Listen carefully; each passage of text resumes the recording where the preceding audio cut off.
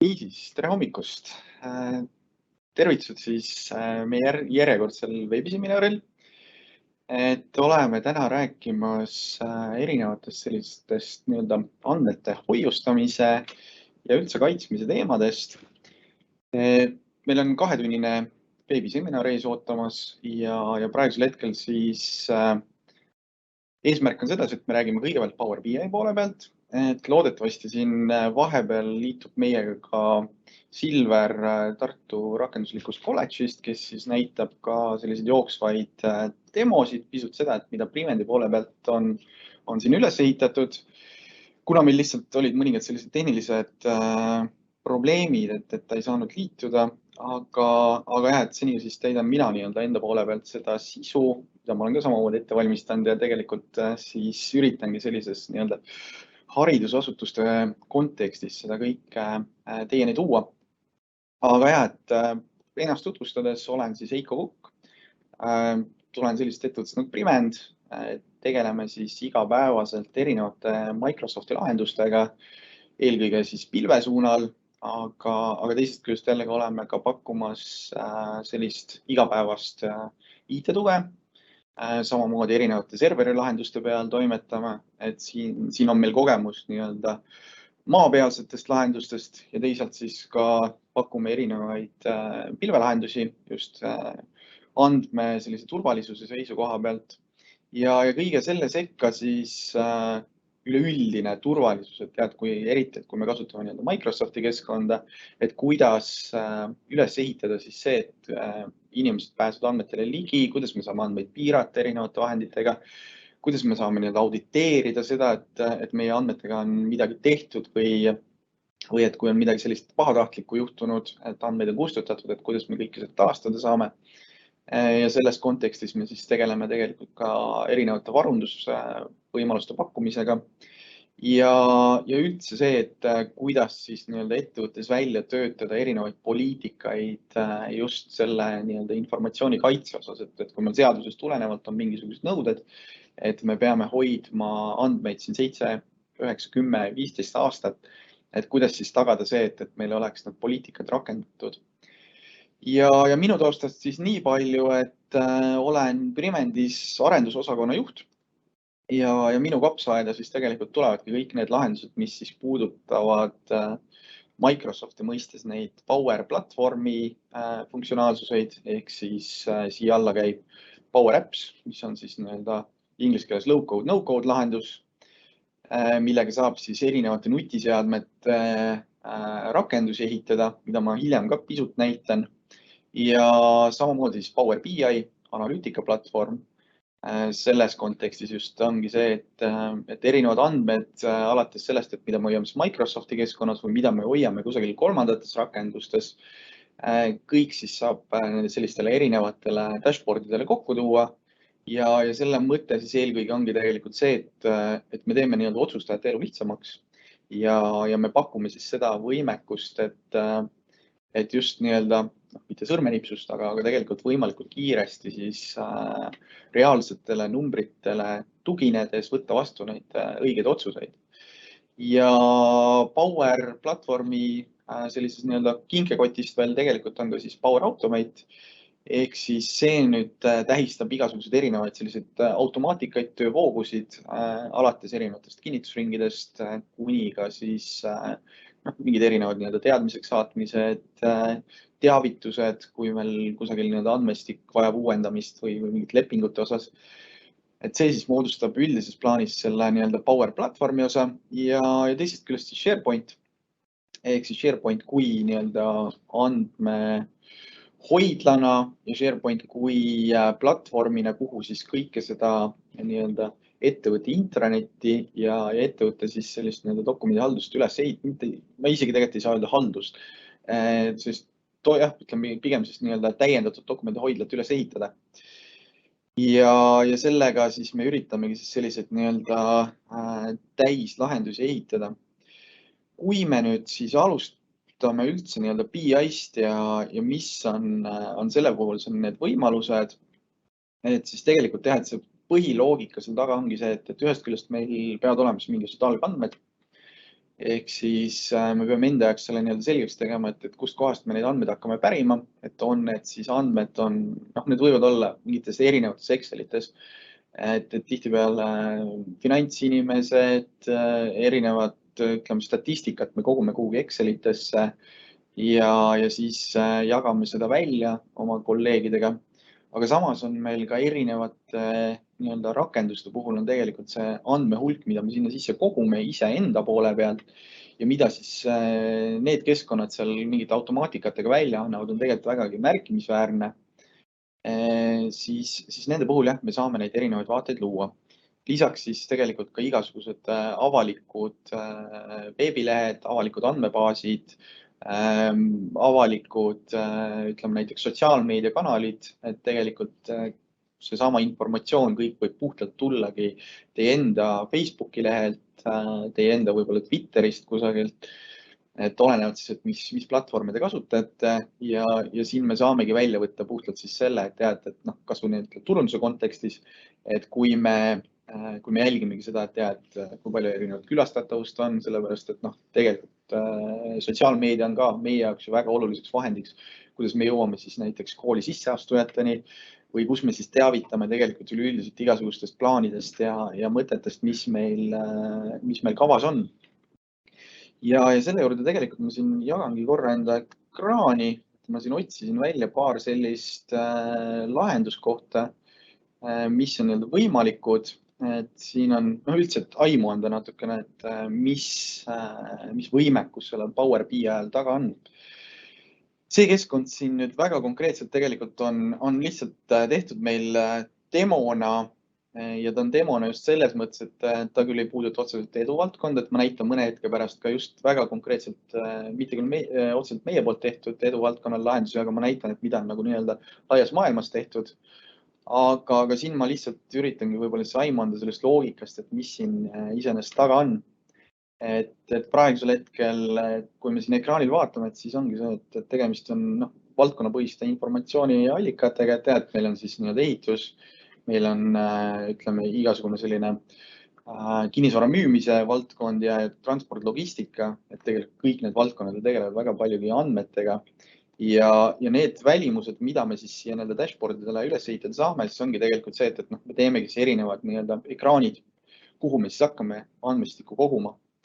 Ja andmestik siis on selles mõttes, et ta koosneb erinevatest nii-öelda, ütleme, kastikestest laias laastus, mis siis tegelikult kuvavad meile mingisugust, kas siis nii-öelda filterdatud informatsiooni või siis väga konkreetselt nii-öelda väärtust, on see siis et mingisugune nii-öelda eelarve informatsioon, on see mingisugune külastatavus, on see siis mingisugune üleüldine võib-olla tagasiside, mida me tegelikult kogume. Ja selles mõttes siis ongi see, et kõik need ekraanid on siis omavahel üldjuhul reageerivad. Ehk siis me saamegi mängida sellega, et kui me nii-öelda ühele informatsiooniallikale keskendume, siis tegelikult need teised kastid siin muudavad seda sisu vastavalt siis sellele, et mida me siin nii-öelda välja filtreerinud oleme. Et kui me räägime sellest nii-öelda ehitusvaldkonna kontekstis, et siis me näemegi täpselt see, et meil on siin mingisugused planeeritud tööd ja selle juures on väga oluline just need nii-öelda algus- ja lõpu kuupäevad, eks ju. Aga et see võib jällegi olla see, et see ei pea olema seotud nagu selle tavapärase ettevõtte põhitegevusega, vaid see võibki olla ka nii-öelda personalipoliitikast tulenev informatsioon ja seda selliste nii-öelda äppidena, vaid pigem sellised, tegelikult ütleme, tehnilises mõistes on äpp siin taga, et me saamegi see enda jaoks nagu üles ehitada lihtsalt sellise menüü, millega me siis hakkame seda erinevat informatsiooni välja jagama. Et see võib olla ka niimoodi, et me ei pea kogu seda sisu välja jagama, vaid ongi see, et me jagame siis kindlad sektsioonid kindlatele inimestele. Aga kui me nüüd nii-öelda edu poole peale tagasi tuleme, siis ma leidsin siin eile ringi vaadates ühe dashboard'i, mis on siis nii-öelda Austraalia poolt.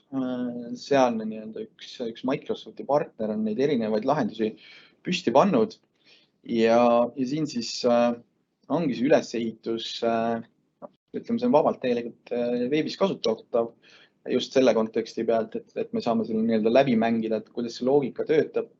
Hiljem webinari järel ma saan seda teile laiali jagada. Aga jah, et laias laastus siis tegemist ongi, ütleme, kooli kontekstis erinevate sisendite kokkukorjamisega. Et siin me siis räägimegi absoluutselt sellest, et mida tegelikult me koguma hakkame, eks. Et üks variant võibki puhtalt siis ollagi see, et iga-aastaselt, kes siis kandideerivad meie kooli, kes, me saame teha mingisuguse läbilõike sellest, et milline on see taust nendel inimestel. Me saame siin jälgida seda, et kust kohast nad tulevad meile, ehk siis me kogumegi seda üldist statistikat. Lihtsalt, et saadagi paremini võib-olla aimu, et mis piirkonnad on meil paremini kaetud, mis numbrid on meil läbi aastate siis just avalduste poole pealt sisse tulnud. Samamoodi ka, et kui palju neist on mehi, kui palju naisi, mis on nende päritolu, kas ütleme kusagilt välismaalt, kui palju õpilasi on sisse tulnud.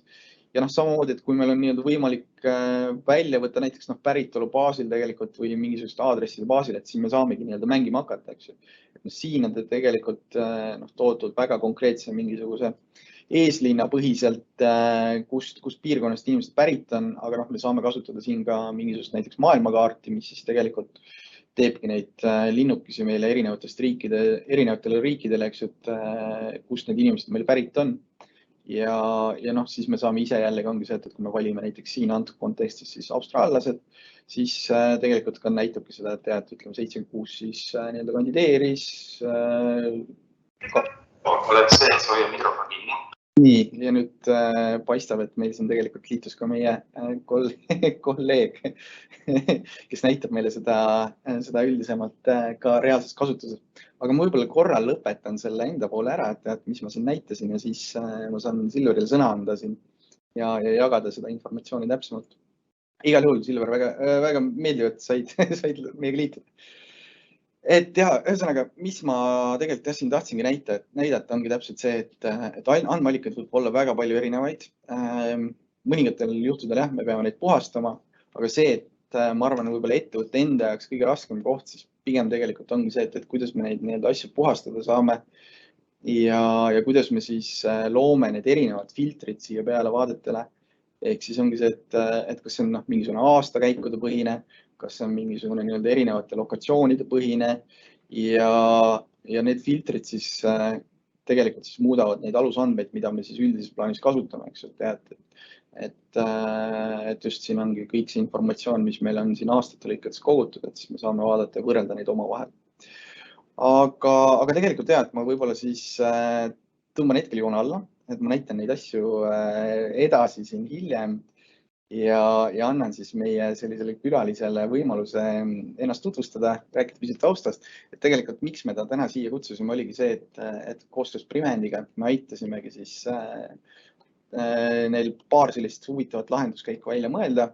Nende poolt tuli idee, meie aitasime teostada ja ma paluksingi rääkida võib-olla siis pisut täpsemalt sellest, et kust sai see idee alguse, kuidas selle mõtteni jõuti ja ühesõnaga ideest kuni teostuseni välja, et ma annan otsa siis enda poolt võib-olla üle praegusel hetkel. Ja, tere. Et mina olen siis Silver, Tartu Rakendusliku kolledži IT-juht ja mure, mis meil oli siis nende andmetega oli see, et meil on suhteliselt vana majas sees arendatud õppeinfosüsteem ja õppeinfosüsteem on siis PHP MySQL-i rakendus. Uued õpilased, kes tulevad, astuvad kooli sisse, täidavad veebivormid ära. Paberi pealt kunagi enne minu siin töötamist on juba kolitud siis nende veebivormide peale ja siis tänaseks päevaks on vaja saada kuidagi statistikat nende asjade kohta.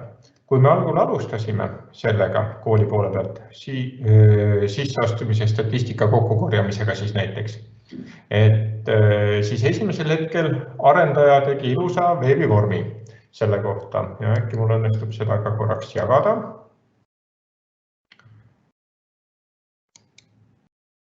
Nii. Ja nüüd on vist näha ka. On näha küll, jah.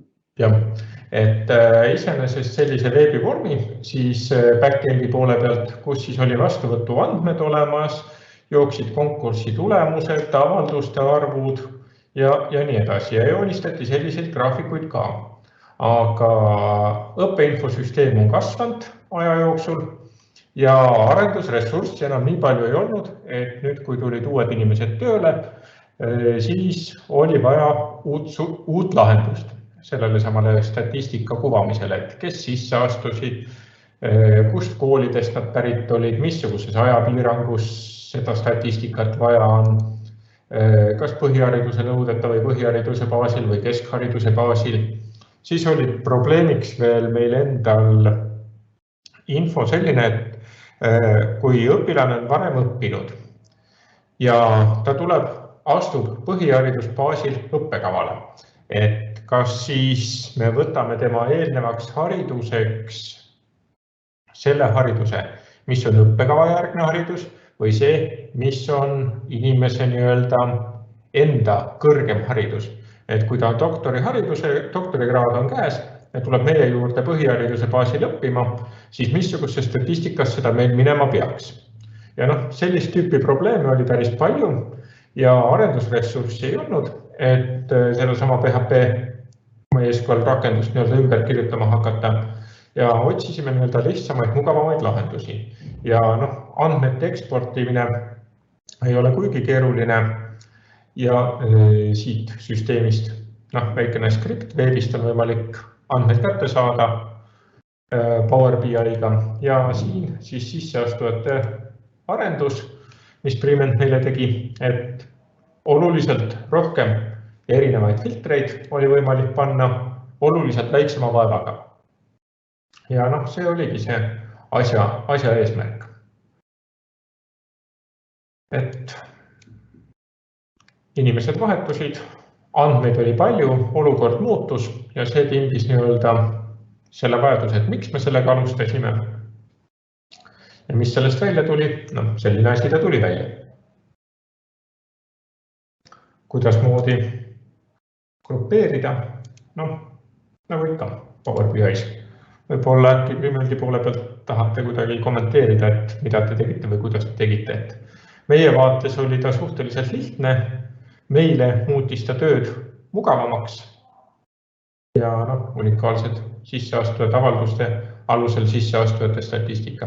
See kõik on siin niimoodi üks ühele nähtavas.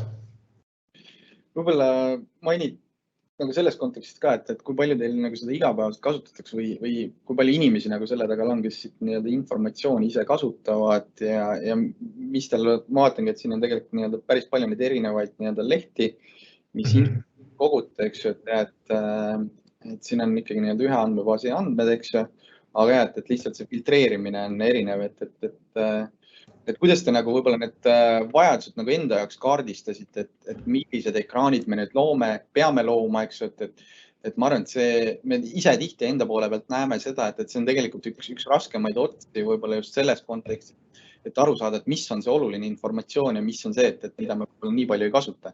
Meie võtsime aluseks selle, mis meil eelnevalt oli, et see on kujunenud aja jooksul lihtsalt välja, et kui on vastuvõtutöötajad, siis vastuvõtuprotsessi käigus on ühesugust informatsiooni vaja, siis on turundusinimesed, kellel on seda informatsiooni järgmisena vaja, siis on õppeosakond, kes peab juba vastuvõtuprotsessi ajal planeerima, missugusi õppekavasid parasjagu avatakse, kui mitu õpilast sinna koha peale tuleb. Samas on ka vastuvõtu käigus vaja planeerida vestluste, katsete, aegasid, ruume, et kui palju kõike seda tuleb planeerida.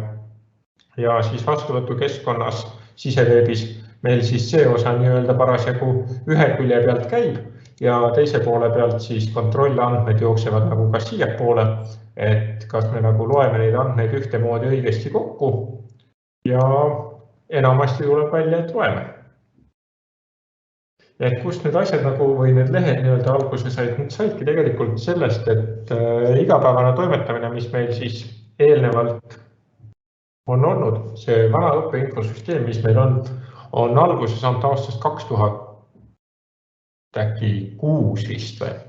Ja siis ise me seda maja sees arendame, et vastavalt vajadusele, et missugused on prioriteetsemad osad ja sellest lähtuvalt siis kui keegi jälle oma tööülesandeid täita ei saa, siis meie põhimõte on see, et me Excelit ei taha kasutada. Inimestele Excel õudselt meeldib, aga kui me mõtleme korraks GDPR-i peale, kus kohas me isikuandmeid töötleme, kuidas me nende asjadega tegeleme, siis tegelikult ei ole absoluutselt hea variant seda Excelit kasutada. Ja esimene asi, mis me tavaliselt nende Exceli tabelitega teeme, ongi see, et üritame neid integreerida võimalikult kiiresti siseveebi. Ja siis, kui on vaja jälle järgmiseid koondtabeleid saada või mingisuguseid graafikuid või midagi sellist, siis järgmine samm ongi, et me ei hakanud enam siseveebis arendama selliseid vaateid erinevaid, vaid pigem siseveebist anname andmed välja ja kui siin on juba kõik need tööriistad olemas, et kuidas neid lihtsaid mugavaid vaateid inimestele anda, siis selles mõttes see muudab töö efektiivsemaks. Ja nagu siin on, et live andmed jooksevad sisse, on näha, et mis hetkes viimati andmed on sisse laetud. Ja samamoodi on siis see, et meil on vastuvõtu inimestest äkki 7 inimest vist, kes vastuvõtukomisjonis on. Siis nende ühele inimesele on antud ligipääs vastuvõtukomisjoni esimehele siis turunduse inimestele ja nii edasi, et erinevate osakondade vahel on see ühe litsentsiga ära jagatud, et oma kulusid minimaalsena hoida. Ja kokku on meil tänasel päeval vist kasutusel äkki 6 või 7 litsentsi, et kus kohas me seda kasutame. Ja enamasti on see kasutusel just vastuvõtuperioodide ajal, et siis kui see asi on kõige aktiivsem, eriti aktiivseks läheb ta nüüd suvel ja et meil on aastas 2 korda vastuvõttu, üks vastuvõtt on jaanuari lõpus, veebruaris ja siis järgmine vastuvõtt on suveperioodil, et sellised pooleaastased õppekavasid võtame jaanuaris ka vastu ja siis vastuvõtu kokkuvõtteks on meil näiteks neid aruandeid siin vaja. Ühest küljest selline igapäevane ülevaade ja teisest küljest siis ongi see, et tegelikult aruandlus tuleb ka selle baasilt, nagu ma aru saan. Jah, just. Ja siis, kui neid teisi tabeleid ka siin vaadata, et mida meil nüüd viimasel ajal kasutatud ei ole, et 3 kuud tagasi, et mitte vastu võetute sisseastujate aruanne ja siin on veel mõned teised aruanded ka, mida ma praegu näitama ei hakka, kus jooksevad meil natukene delikaatsemad isikuandmed, terviseandmed õpilastel sisse, et kellel on vaja erialast või erilist õpituge või on mingisugused keelelised iseärasused, et on vaja lisa eesti keelt, lisa matemaatikat, lisa õigekirjaõpet, et sellised haridusliku erivajadusega õpilased, et nende kohta on meil ka vastavalt eraldi aruanne tehtud, et me peame EHIS-esse esitama need andmed ja siis siit vastuvõtu andmete statistikast me saame juba detailsemalt hakata vaatama, et keda õpilast me peame täpsemalt vaatama ja kellega võib-olla paari sõnaga enne vestluse ajal juba sellel teemal ka rääkida, et kas ta vajaks abi, kas ta ei vaja abi, kuidas ta hakkama planeerib saada. Et sellised teemad tulevad siit poolt, et kindlasti täpsemalt, detailsemalt oskab seda öelda juba vastuvõtu inimesed, et ma nende töö iseärasusi nii spetsiifiliselt ei tea, aga see nende vajadus on, nad on selle ära kirjeldanud ja kui IT-le tellimus tuleb, siis IT ülesanne on see tellimus ära lahendada, et nii lihtne. Aga kas sa ise praegusel hetkel näed ka, et kui te olete natuke aega kasutanud seda, et on hakanud võib-olla ühest küljest võib-olla huvi või teisest küljest need ideed või mõtted on kuidagi hakanud ka natuke rohkem sisse tulema, et mida võib-olla siia veel võiks peale luua, eks. Et iseenesest andmeid arvatavasti on päris palju, mida kasutatakse, et on mingisugune järgmine etapp ka plaanis või mõte, et mida siit võiks teha? Jah, selles mõttes küll, et me oleme mõelnud just selle baasilt hakata õpianalüütikat paika ajama, et kuidas õpilastel koolis läheb, kes on natuke nõrgemad õpilased või kes ei ole koolist nii palju koolitööst õppimisest nii palju huvitatud õpilased, et selliseid statistikaid me tahaksime siit hakata kätte saama ja tegelema sellega, aga jah, me pole väga palju jõudnud sellega veel tegeleda, et see Power BI lahendused meil on nüüd alles vist peaaegu, veel ei ole vist täit aastatki olnud kasutusel või on üks vastuvõtt juba toimunud. Aeg läheb nii kiiresti, et ei suuda mäletada ka seda, et aga jah, selles mõttes, et kes see oli? Iirimaa. Iirimaal on päris palju neid erinevaid Power BI mitte Power BI, vaid õpianalüütika lahendusi. Ja see on nagu see, kust kohast meie võtame eeskuju. Ja seal on siis nii-öelda erinevad analüüsid, et näiteks iga õppegrupi poole pealt erinevate parameetrite põhjal tekitatakse õpilastest pingerida.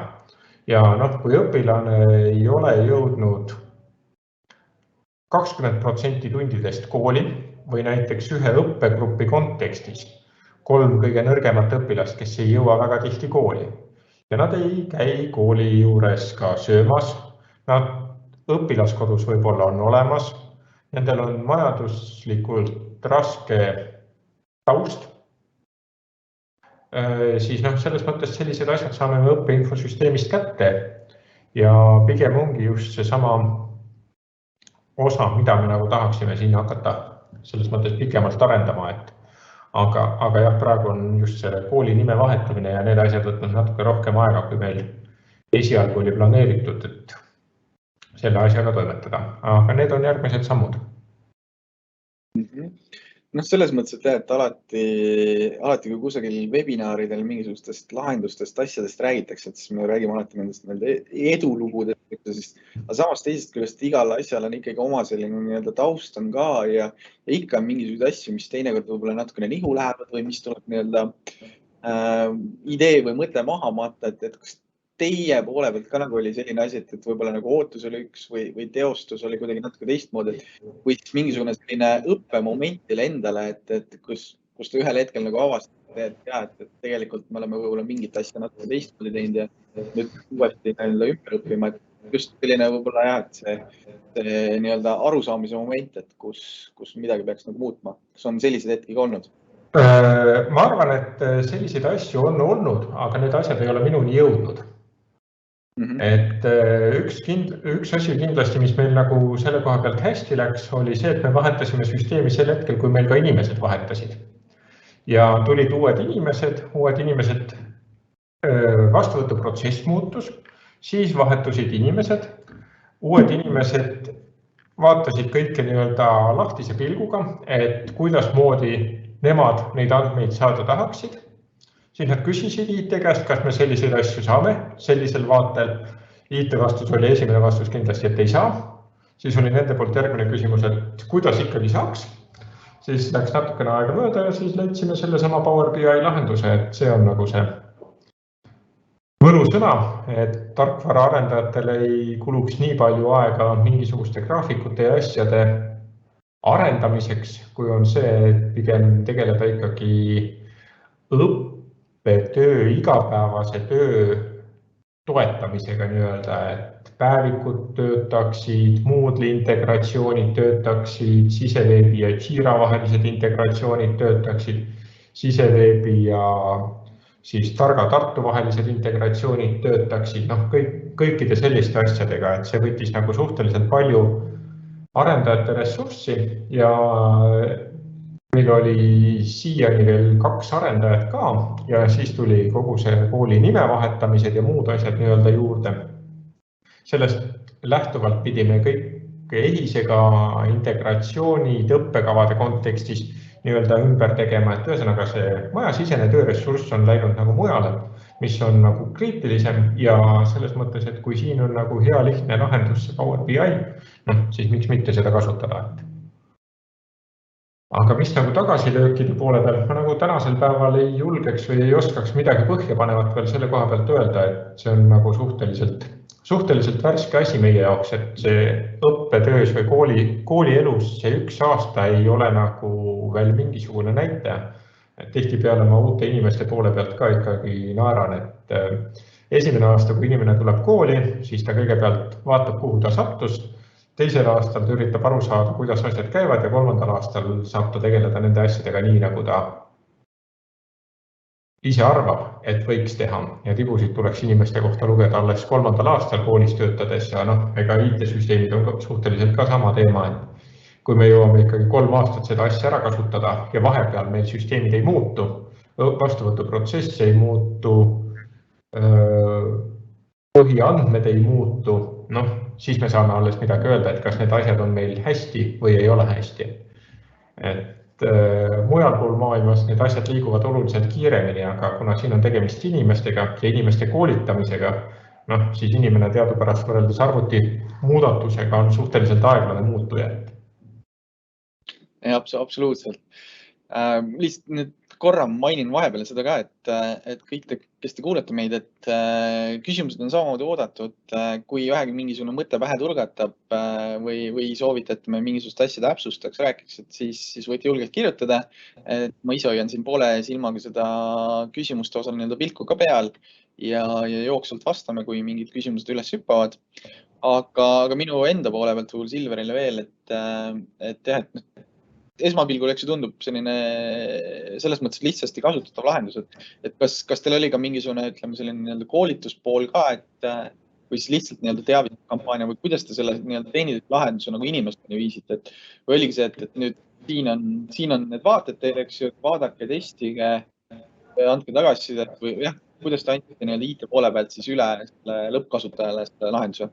IT poole pealt andsime üle niimoodi, et kui Priment meile need asjad üle andis, siis inimesed, kes nende asjadega igapäevaselt peavad tegelema või kes siis on selle toote omanikud, et nemad olid selle toote vastuvõtmise käigus juures, vaatasid üle, et kuidas need asjad käivad ja nemad kommunikeerisid siis oma osakonnale sissepoole, kuidas moodi need filtrid käivad või mida nad arvestavad, sellepärast, et nad ise olid ka siin samas juures, et kuidas neid asju loodi. Ja ega kõige parem on ikkagi see, et kui inimene ise katsetab, siis tal tekib mingisugune tunne, arusaam ja teine asi on see, et tal peab olema ikkagi keegi, kelle käest küsida, et esimene asi, iga inimene saabki küsida oma osakonna juhataja käest, või siis kui on need haridusliku erivajadusega õpilased, et siis seal oli seda aruannet vastu võtmas tugikeskuse inimesed, kes tegelevad igapäevaselt nende õpilastega, siis avalduste kokkulugemist, statistikat, selle poole peal oli turunduse inimene veel juures ja teine asi on see, et ega IT-teenistuse inimesed siis nägid seda ka, kuidas moodi need asjad siin kokku jooksevad ja teiselt poole pealt on meil ligipääs nendele algandmetele ja pigem meile tulevadki sellist tüüpi küsimused, aga mida see unikaalsete sisseastujate avalduse number 98 tähendab? Siis tähendabki seda, et unikaalseid avaldusi ehk siis õpilasi, kes on teinud ühe avalduse Tartu rakendusliku kolledžisse, on 98 tükki antud ajaperioodil ja muid filtreid siin peal ei ole. Et samamoodi need samad õpilased on 98 unikaalset avaldust, on tegelikult kokku teinud ka 108 avaldust, sest ühel õpilasel on õigus teha mitmele erialale avaldust. Ja siis hakkab küsimus, järgmised küsimused tekivad sellele koha pealt, et kui siin on nüüd 1,5 või 2 vastuvõtuperioodi või kuidas moodi see number siin mängib, et mida see 112 tähendab selliste kuupäevade poole pealt. Ja siis enamasti ongi see, et seda tuleb täpsemalt andmebaasist vaadata, et sellised küsimused on, et algandmete kvaliteet on see põhiline küsimus, mis IT-teenistuse poole peale tuleb, et mida need algandmed sisaldavad. Aga muidu ülejäänud on ikkagi pigem selline revelaulu tüüpi õpetajatelt õpetajatele. See jagatakse pigem sellist kogemust ja vaadatakse. Kusjuures me oleme ise enda poole pealt ka tegelikult näinudki seda, et ütleme, kui mingisugune lahendus on kasutusele võetud, siis kõige paremini see levibki suust suhu ja selle, ütleme sellises kohvinurgas või õpetajate toas, et kus ongi see, et on ühed sellised aktivistid, kes meil tegelikult siis igapäevaselt kasutavad seda ja kui nemad selle sõnumi nagu edasi viivad, jah, et tegelikult väga hea asi, aitab mu töös väga palju kaasa, et siis on ka inimesed tihtipeale meelsamini neid asju vastu võtmas. Et see, ma ütleks ka niimoodi, et tegemist võib olla iseenesest teinekord sellise lihtsa lahendusega, aga tasub nagu jah, see kommunikatsiooni pool korra läbi mõelda ka, et kuidas see nii-öelda lahendus siis nendele lõppkasutajatele viia ja teinekord ikka on see, et inimestel on ka, nagu Silver siin praegusel hetkel just ütles, et selles mõttes teil oli vaata hea selline nii-öelda ajahetk, eks ju, kus tulid uued inimesed, kes alustasidki nii-öelda uute asjadega. Et tihtipeale jah, see peavalu võib tekitada ka see, et tõesti, et me oleme harjunud vana asjaga, mis me nüüd peame tegema niimoodi, et siis nagu tuleb jah, väga hästi just otsustajate poole pealt tuleb see läbi mõelda ja teine asi on jah, see nii-öelda eeskuju näitamine, et kuidas sellega nii-öelda edasi liikuda. Nii, aga meil tuli üks küsimus ka ja küsimus siis ongi, et läks kõrvust mööda, kas väljundisse jooksevad sisse live andmed. See tähendab, kui keegi kuskil lisab avalduse, siis ka Power BI's andmed muutuvad. Kuidas see ühendus on loodud? Jah, andmed on ühendatud, aga kuidas see loodud on, äkki te räägite siis? Selles mõttes jah, et ütleme Power BI poole peal tegelikult üldjuhul ongi see, et me saame ise nagu defineerida selle ära, et kui tihti neid andmeid uuendatakse. Et see on siin jah, selle loogika taustal, et tihtipeale tehakse, kõige levinum võib-olla ongi see, et kord päevas, et me võtame siis mingisugune, kas hommikusel kellaajal just vahetult enne tööpäeva algust, uuendame need andmed ära. Või siis on jah, mingisugune öisel ajal. Aga muidugi see on jah, selline puhtalt nii-öelda teie enda poolt paika pandud selline regulaarsus, et kui tihti need andmed peaksid uuendama. Et see puhtalt tegelikult jah, tuleneb sellest, et kas see on nagu ajakriitiline, et need andmed, mida me täna vaatame, on, ma ei tea, 2 tundi vanad või nad peaksid ka olema 15-10-5-minutilise täpsusega seal. Et see juba tõltub nagu sellest jah, kasutuskogemusest. Aga jah, ütleme, see, mida mina näinud olen, siis kõige levinumad on jah see, et kas andmed kord päevas või siis 8 korda päevas tegelikult. Need on kuidagi sellised numbrid, mis kõige rohkem nagu esile kerkivad, mille järgi neid andmeid võetakse. Et selle saab jah, enda poole pealt nii-öelda paika panna. Aga jah, selles mõttes, et sul on, see on siis see kogu nii-öelda koond, eks ju, mis kõik kokku siin jookseb. Ja ma vaatangi, et teil on hästi kõik maakondade vanus ja soo järgi, et iseenesest ongi et erinevad filtervaated, eks ju. Jah, just. Neid nii-öelda andmeid esile tuua. Et see on jah, puhtalt ongi see, et ühest küljest, mis nagu siin, millest on lähtutud, ongi see, et see ekraan iseenesest ei oleks nagu väga täis asju. Et ta ei tekitaks kasutajast tegelikult sellist segadust, et kui me vaatame täpselt, et meil on nagu 4 sellist erinevat sektsiooni, mis võtavad andmeid kokku. Et teinekord võib ka tekkida see, et me tahame kuidagi väga palju andmeid ühte kohta kokku tuua ja siis see lugemine on selle võrra nagu järjest raskem. Ja see võrdlusmoment on keeruline saavutada siia. Ja muidugi jah, nagu Silver tegelikult ka ütleb, see filtreerimise osa on ka. See tuleb nagu päris täpselt paika panna, et mida me siis nagu filterdame ja mida me tahame võrrelda.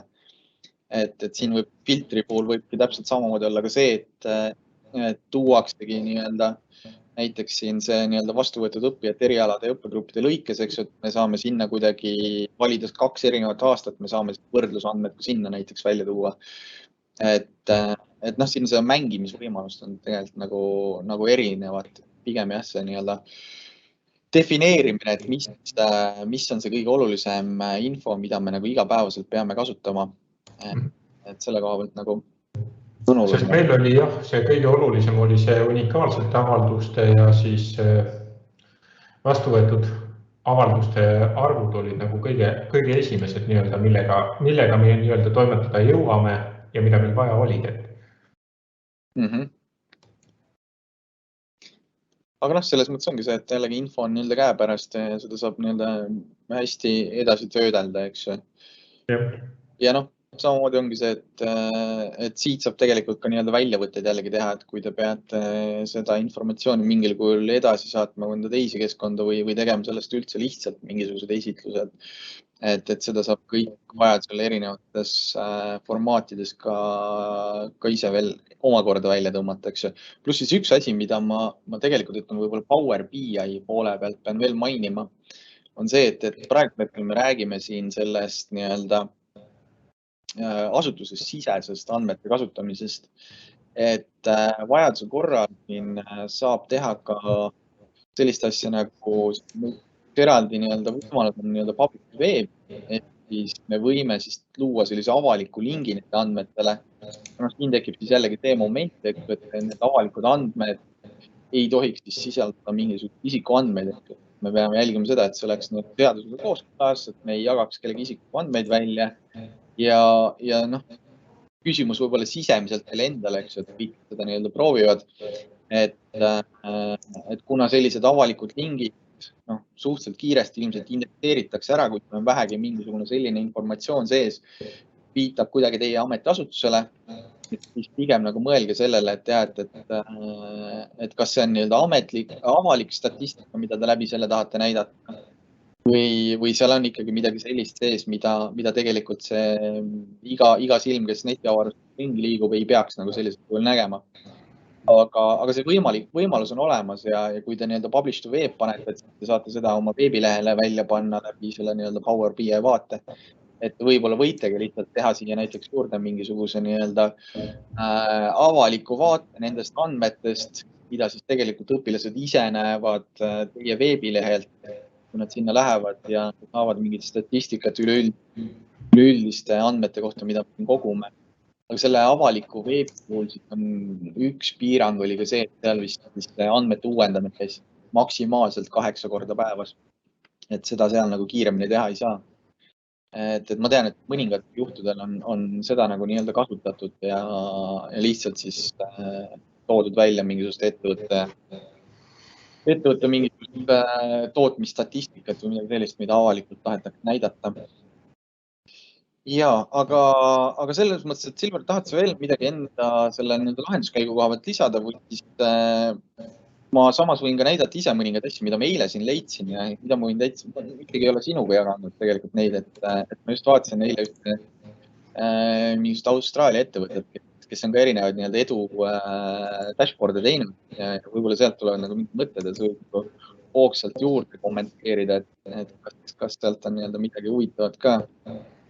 Ja pärast siis ma jagan tegelikult seda linki ka, et üks nii-öelda Austraalia Microsofti partner on need erinevaid lahendusi üles ehitanud. Nende leheküljed saab need nii-öelda raporteid vaadata, saab täitsa selliseks ekraani suuruseks luua ja siit kõik need nii-öelda läbi klõpsida. Et esimest ma pisut jõudsin nii-öelda näidata. Siin on samamoodi, nagu me vaatasime Silveri puhul, siis siin on lihtsalt toodud välja need filtreerimise võimeksuseks aastate kaupa.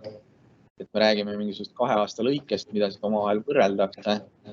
Ja need on nii-öelda valikuna välja toodud, mitte selline nii-öelda drop-down menüü. Kõik need nupud või kõik need infoallikad tegelikult on ka teie jaoks nagu nii-öelda defineeritavad, et tead, millisel kujul ta siis, et kas see on siis nii-öelda mingi selektsiooni tegemine, kas see on selline nii-öelda drop-down menüü, kas see on lihtsalt mingisugune nupp, et puhtalt see kujund pool on see, millega me saame ka päris palju mängida. Aga siis jah, et küsimus ongi see, et mis infot me siia esile toome. Ja siin siis on jah, tõesti nagu mainitud, et tead, millised austaga mees, naissoost, erinevad nii-öelda sisseastumise statistikad, mingisugused protsendivõrdlused ja siin on siis samamoodi ka nii-öelda taust, eks ju. Tegelikult ongi siis, siit tuleb välja ka see, et kui sa mingile andmestikule peale lähed, et siis sa saad seda ka nii-öelda täpsemalt vaadata, et mis selle numbri taga peituvad. Et sellised abiaknad vajadusel saab ka juurde luua. Et kui me näitame mingisugust informatsiooni, et mis on, et kui ta veel omakorda mingitest tabelitest võtab, mida ta siis nii-öelda numbriks kokku koondab, et siis me saame seda tabeli infot panna kuvama. Aga siin on ka näha see, et ilmselt sellest, ma pean vaikselt minema siia selle peale, et et ühesõnaga, et ta on ka keritav ja seda informatsiooni on siin päris palju, eks ju. Nagu te näete, ta kõige mugavamalt mul ei lase siia selle peale minna. Et peaaegu õnnestus. Aga ja, siin on veel mõningad aknad, mis siis annavad aimu nendest mõtetest, et kui Silver siin rääkis ka sellest õpilaste kohta mingisuguse ülevaate tegemist, et siin on samamoodi välja toodud tegelikult siis ka jällegi informatsioon, mis siis kogutakse mingisuguste erinevate inimeste kohta. Paistab, et pilt siin otseselt ei muutu, nimesid küll saab vahetada. Kui me siin Amy't vaatame, siis Amy puhul on eraldi pilt ka olemas. Ja kogutaksegi tegelikult siis erinevat infot, et mingid erinevad ID-numbrid, õppeaastad, mis kursused. Ja siin on samamoodi tegelikult osalusprotsenti, eks, et kui palju me koolitöös igapäevaselt osalesime ja mingid kvartalite lõikes, eks, erinevad tulemused, mis välja võtta, et jällegi taaskord on, kui meil on see informatsioon olemas, me peame seda vajalikuks või see annab meile analüüsimise mõistes mingisuguse võimaliku eelise või toob välja mingisuguse probleemkoha, millega me tegelema peame, siis tegelikult seda võib-olla on täitsa mõistlik siia üles ehitada. Et just jälile saada nendele tavapärasest erinevatele juhtumitele. Et ja siin samamoodi siis tegelikult ongi välja toodud see, et mis on puudumuspäevad ja milline on üldse õpetaja tagasiside üldises plaanis.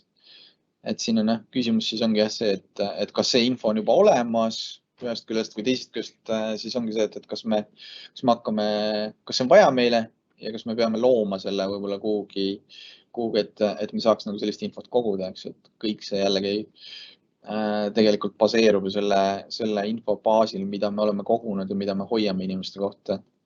Ma isegi vaatan siin seda, et siin on täitsa kaal ja pikkus on täitsa inimese kohta olemas. Need väga huvitavad andmed selle koha pealt, et mida võib-olla kõik just otseselt ei kogu. Ja teisest küljest õpilase vaate kõrval siis ka õpetaja sisene vaade ja siin on seesama õpetajate valik, kuna neid on ilmselgelt vähem kui õpilasi üldse, eks ju. Et siis on ka see siia välja toodud, aga jällegi see on selline Austraalia kontekst siin taust taga, eks, et me kasutame sealseid andmeid. Et ma tean, et Euroopa mõistes on mingid andmed sellised väga kindlalt tuleb jälgida erinevalt just täpselt see sünni vanus . Et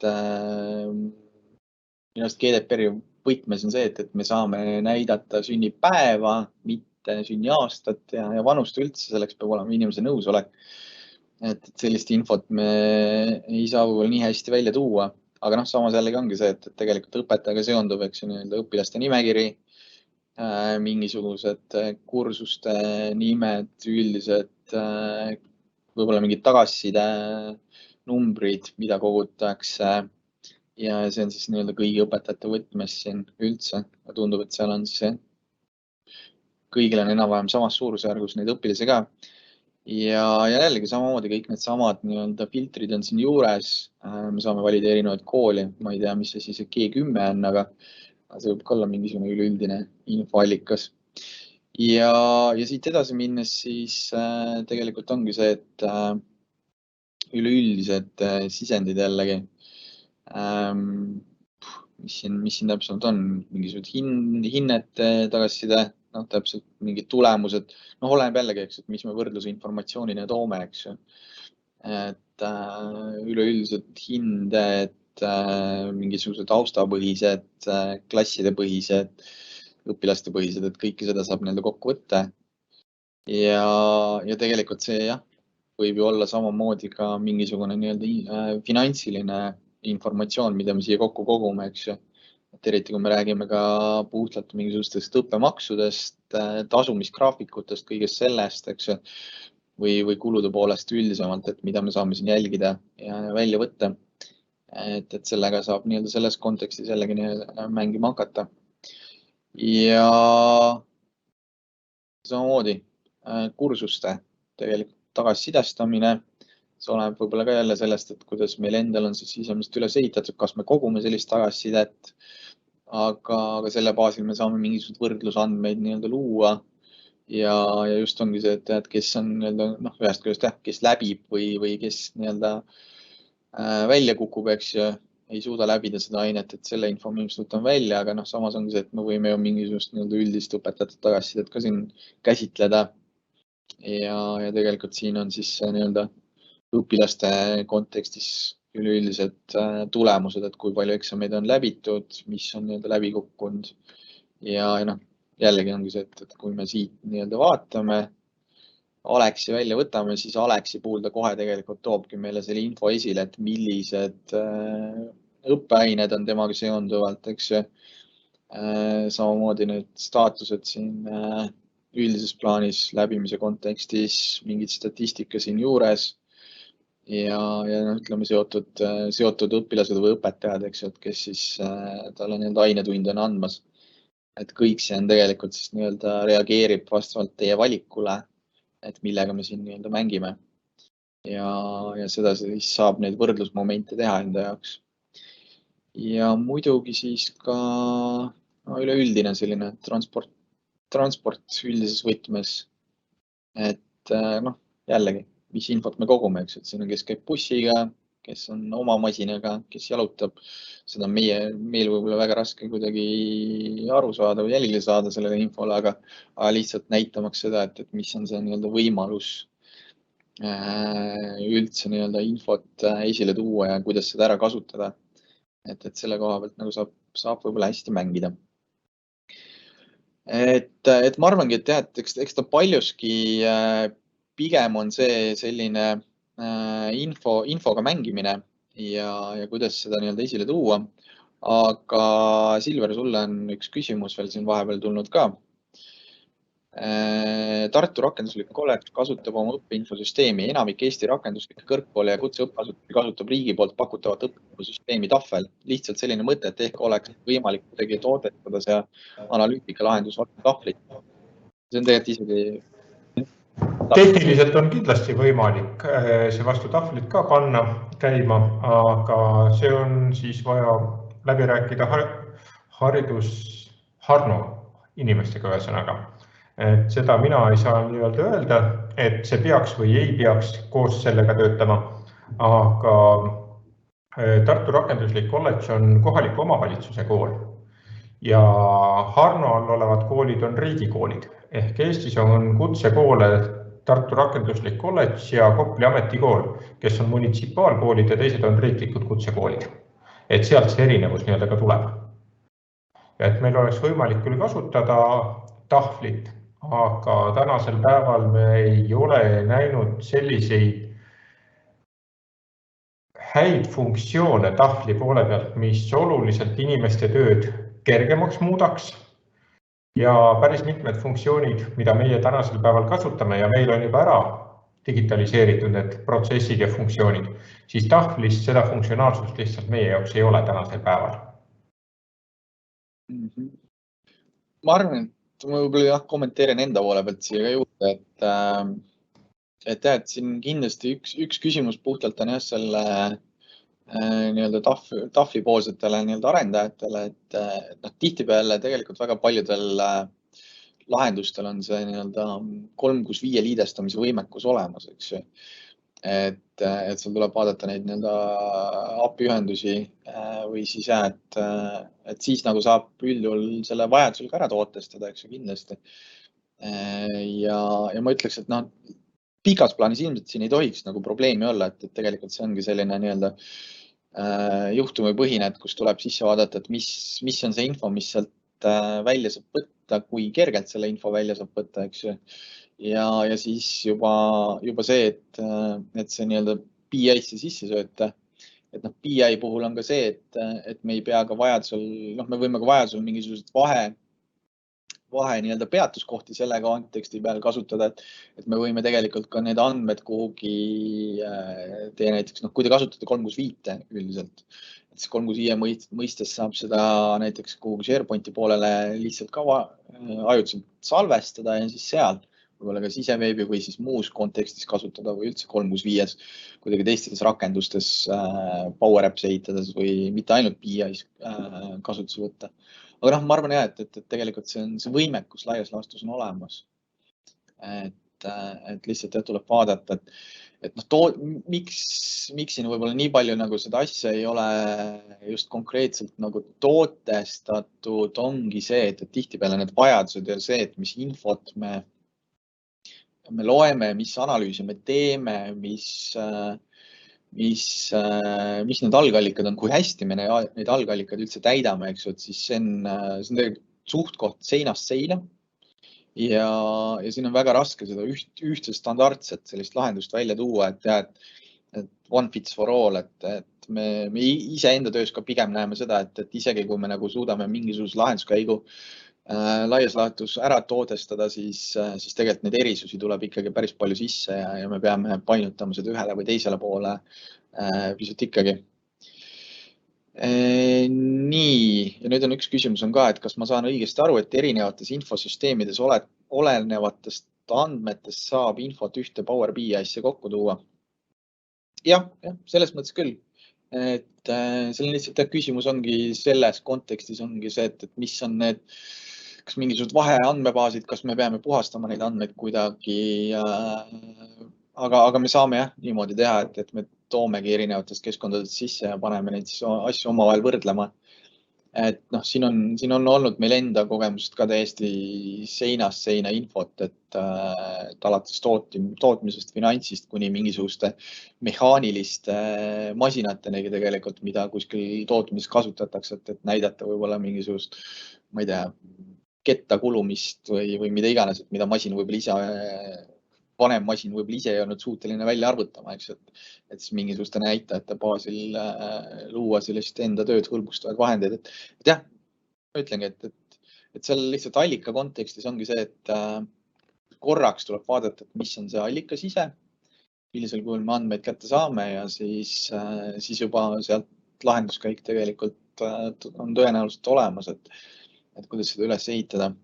Et selles mõttes, et võib julgelt Primendiga ühendust võtta, et eks me ise siit enda poole pealt tegeleme ka sellise konsultatsiooni ja nõustamisega ka ja kindlasti ühel või teisel juhtumil teinekord ongi see, et meil on juba võib-olla midagi sarnast või samalaadset läbi käinud, et me oleme siin mõnele kliendile juba võib-olla midagi sellist rakendanud ja siis me saame puhtalt ühest küljest nagu enda kogemust jagada ja teisest küljest siis seda, et jagada seda kontakti võib-olla, kes siis seda lahendust ise enda jaoks üles ehitas, et umbes nagu täna tegelikult, eks, et me palusime Silveril siia tulla, et puhtalt rääkida nagu enda kogemusest ja sellest, et mis olid need väljakutsed, et kuna me nagu leiame, et tihtipeale ongi see, et ühest küljest selline võib-olla selle probleemiga samastumine, eks, et me teame, et kellelgi teisel on mingisugused samasugused murekohad üleval, eks, ja siis on hea nagu küsida või rääkida, et kuidas sellele asjale lahendus leiti. Ja teisest küljest siis ongi see, et panna lihtsalt see mõte jooksma, et kus ja mida võiks ära kasutada, et selle koha pealt see võibki jällegi üks lihtne näide võib-olla, et mida me siin tegime, selle hästi väike selline BI jupp tuli sinna otsa, et meil oli üks advokaadibüroo kunagi, kes neil oli õigusalane kirjandus, hästi suur raamatukogu oli büroos ja siis pidevalt oligi see, et erinevad köitjad olid siis erinevate advokaatide käes kasutusel ja jällegi keegi ei teadnud, kus kohas need köitjad väljas on ja siis me tegimegi neile sellise väikse virtuaalse raamatukogu sinna siseveebi lehele, et kuhu nad said kirja panna, et kui nad raamatu võtsid, et teha, et see on minu käes see köide, selle perioodini kasutan selles kohtuasjas seda, et siis saab tagasi ja hästi lihtne 1-2 tabelit, eks, mis siis näitaski, et välja laenutatud või mitte, et tundub selline võib-olla igapäevase selline hästi võib-olla naljakas probleem, et millega, miks ma pean seda kuidagi IT-s lahendama hakkama, eks, aga nende jaoks jällegi hästi oluline asi, mis võib-olla mingis kontekstis pärssis tööd, eks, ja siis me lihtsalt aitasimegi väikse sellise nupukese välja teha. Aga jaa, Silver, selles mõttes, et ma tänan sind, et väga äge, et said meiega liituda ja meid aidata, et me siit liigume nüüd edasi andmete andmete nii-öelda säilitamise temaatika poole ja sellele, et ühesõnaga meiega on tulemas siis Paulius rääkima, kes räägib enda kogemusest, võib-olla ka natuke valusast kogemusest, mis juhtus, et neil varasemalt, kui andmetel ei olnud võib-olla nii palju tähelepanu pööratud. Ja ma siis räägin ise hiljem natuke sekka, aga tegelikult siia juurde veel nendest Power platvormi lahendustest, mida ma siin alguses lubasin rääkida. Et kuidas neid kasutada ja kuidas võib-olla Azure sinna ja tegelikult ka Power BI sobituvad, et mida te saate siin välja mängida, et lihtsalt mõtteid jälle natuke tekitada. Aga let's switch to English and Paulius, are you here? Yes, hello. So the floor is yours and please introduce yourself and yeah. Okay. So maybe I can start my slides because there is some info about me as well. So okay, yeah, of course. Okay, and 1 minute. Do you see the no? Now we can see. Yeah. Yes. Okay. So hello everyone. Despite it was in Estonian, the idea and everything about business intelligence in educational sector is very familiar for my daily questions, and we especially working now with preparation for a business intelligence project in Vilnius Tech as well. So I just searched for agile analytics as well, and maybe we can talk about that later because it is very common questions, I think, in all countries now, and especially education sector where everything disrupts by COVID, by wars and so on and so on. So there is a lot of common questions which we can solve and discuss. So thank you. It was quite interesting presentation. And now about my case, I will talk about what we faced a year ago and what we learned, and where Microsoft Azure Cloud Backup Service was used in our case, and what we learned from that. So shortly about me, I am IT manager of Vilnius Tech University in Vilnius. As well, I have other positions, so I'm quite active person which tries to do each day a lot of different things, but in general everything is related with EdTech, IT solutions for educational sector. So it's my domain in which I try to gain my knowledge, my understanding, my expertises, and participate in different type of events and so on and so on. So thank you that you invited me to share some of my experience related to cybersecurity and Azure. A little bit about what we are, what IT in Vilnius Tech is. So last year our annual budget was 1.8 million euros. We buying and renewing a lot of hardware, infrastructure elements, buying licenses for studies purposes, for administration purposes. So it is quite a lot of work each year, beginning from the planning, what we need to do next year, and then following the plan, completing the tasks, and in the end of the year summarizing what happened, how everything works. So my IT center have 45 team members with 3 departments, IT support, infrastructure and development. You can see our IT size, so we have near 3,000 computers, 54 physical servers, which is separated in few physical locations, but we have split it, and it comes historically, but we have about half of our solutions on Linux virtual machines and half on Windows virtual machines.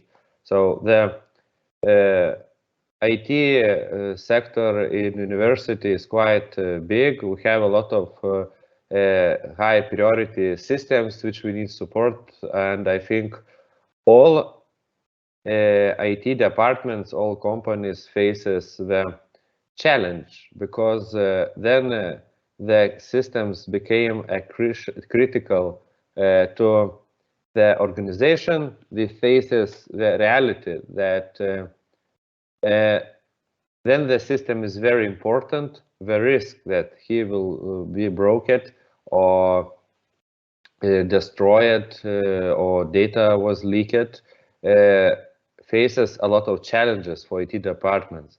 And there is a lot of articles talks about how the priority of cybersecurity changes in our days, because then we're creating new system, and now in all our development code assessment, how we develop, how we buy the system, the security part is growing, and each time we learn from our experience, we participating in discussions, talking with vendors, and we are facing reality that each day we have a different type of cyber attacks. For example, each day we're filtering more than 20,000 phishing emails. Each week we're facing DDoS attacks and so on and so on. So we are part of global world, and all our systems must be protected. And 1 year ago, one evening of Sunday, we get the emails from our monitoring system that the systems started to go down. Something happened and started alert that the system is not responding and something is bad. So our infrastructure guys just quickly connected to the servers and saw that we were hacked.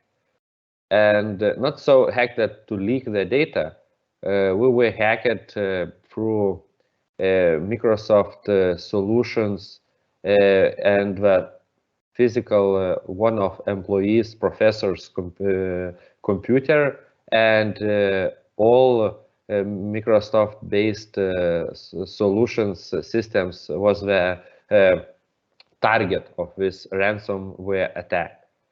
So it was very different morning, different weekend, and everything changed at that moment. For the first few days, we just tried to fix what is broken, to stop the attack, close everything, because and the first step what we do was to disconnect the whole infrastructure from the world, because until we understand what happened and how the hacker connected to our systems, we just disconnected everything and then started to analyze and started to relaunch the system. And the question which is always very important is security and versus comfort. This question is very important when we talk about what we can do to protect our systems and how we need to act when somebody asks the simplest way to connect to the system, broader access to our internal systems, and so on and so on. So after this attack, it took about 1 month. The major systems was relaunched from the copies in 1 week, but others took more than 2-3 months. And during the summer, we have the planned change works for our infrastructure and system access management. But we always had the question, does it need to be very comfort or it must be very securely? For example, the two-factor authentication. It is not so comfortable for end users which just want to connect to the system and put the mark in the electronic diary or something like that. But from IT perspective, we always need to think about how to ensure that the system will be secured and worked smoothly in daily basis. So what we done and what helped us to, let's say, talk in so not very drastical, not name this case so drastical for Vilnius Tech, because a year or more before this cyber attack, we started to use Azure Cloud for backupping our systems. That is mean that we each night by the plan backupping our all systems and putting backups to our internal data storage. Now there is 5 layers of this backupping infrastructure, but what we done then, we started to recopy these backups to cyber security vault in Microsoft Azure. That means that the scripts, after all backups during the night is done of our systems, the scripts automatically copies these backups to Microsoft Azure. And it allows to have the completely separated in geographically location, separately from our internal infrastructure, from whole Lithuanian infrastructure, all our system backups in a remote place. And everything started quite simply. We just renewed in 2020 our backup, our Microsoft license agreement. And as all you know, I think that then you buy some number of licenses, you buy some credits for Microsoft Azure services. So in the beginning, we don't know where we will use these services, but because it was a mandatory thing in the agreement, we bought them. And just after that, for some circumstances, we decided that maybe we can use these credits and Azure infrastructure for remote backup of our systems. So a few of our team members in Vilnius Tech IT Center started to develop a script, because we have not only Microsoft-based systems, and now we backupping all systems to the Azure. We created our custom script which do that, and we tried after this backup thing started. We trying continuously to recover the systems from this backup, but after this cyber attack, we know that, and after we checked that backups in Azure is safe, we have the opportunity to recover our main systems from Azure vault. Without that, it will be a crazy thing, because, for example, some systems was created a lot of years ago, and it was a huge investment to have them. And this ransomware attack just encrypted everything, which is based on Microsoft infrastructure. And they asked $500,000 for ransom. After a week, they asked $1 million, but we don't pay it for them, because we don't aware that they will give us back the systems, and the amount is nonsense for university. So we just started to recover everything. For example, the biggest backup which we recovered was our Exchange server. It weighs about 12 terabytes. Yes, it's quite a big email, but it have all emails historically from the time the Exchange service started in university. And during first few weeks, after we copied everything to our infrastructure, we launched the system in fresh virtual machines. It's great that we have these internal IT competences to do that. And after the month, everything started to work smoothly. The studies not stopped for a minute because it is mostly on Linux infrastructure, but the email started work after 3 days and so on and so on. So this case showed that what we need to do minimum to have totally all systems backuped, and the copies must be spread in completely different places in infrastructure, in geographical positions, and so on and so on. So our experience is to always be prepared for cyber attack and always think about how to protect our systems.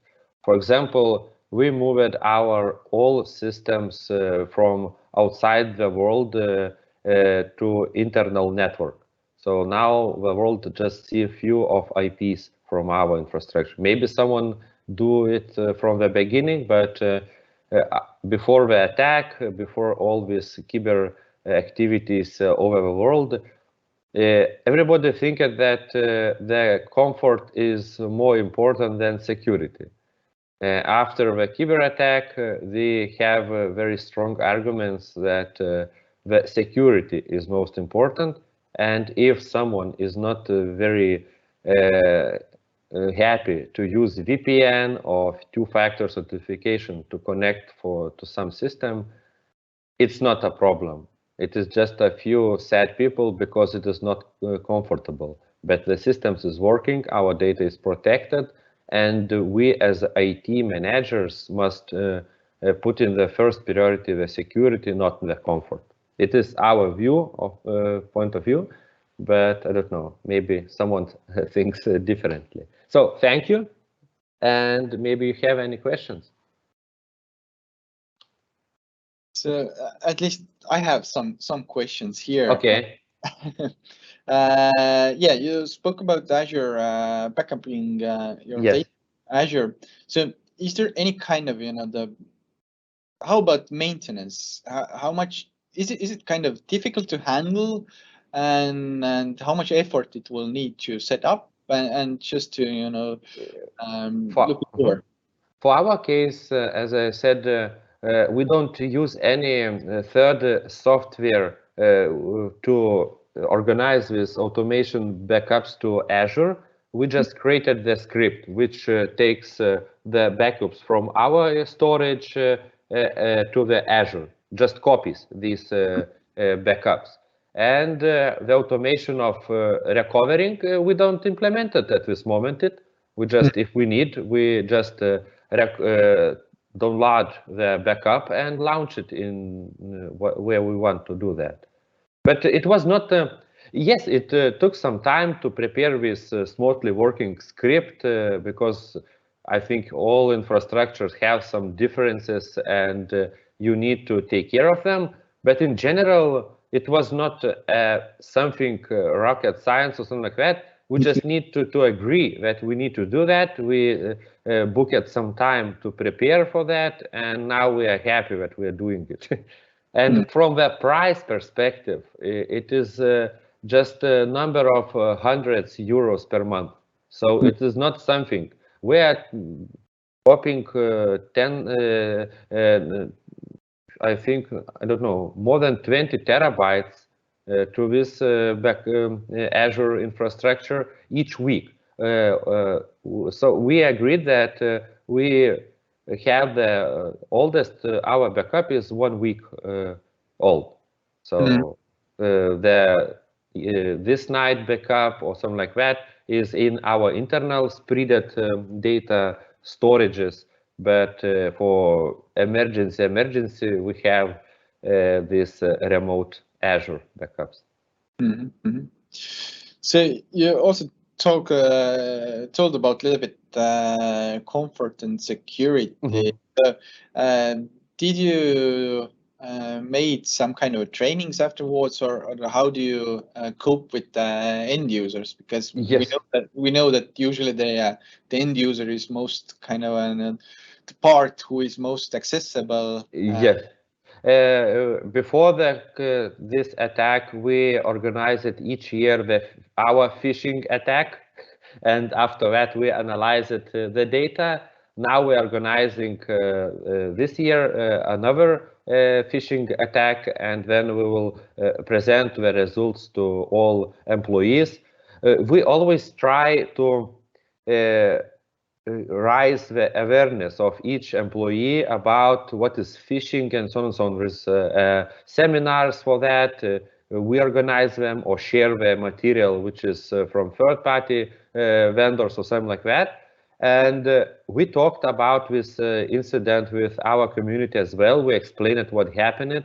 And I think now the awareness of these cyber attacks, mostly the phishing vulnerability, is quite good, in good understanding shape, because we always say, if you don't understand it is good or bad letter, just forward it to us.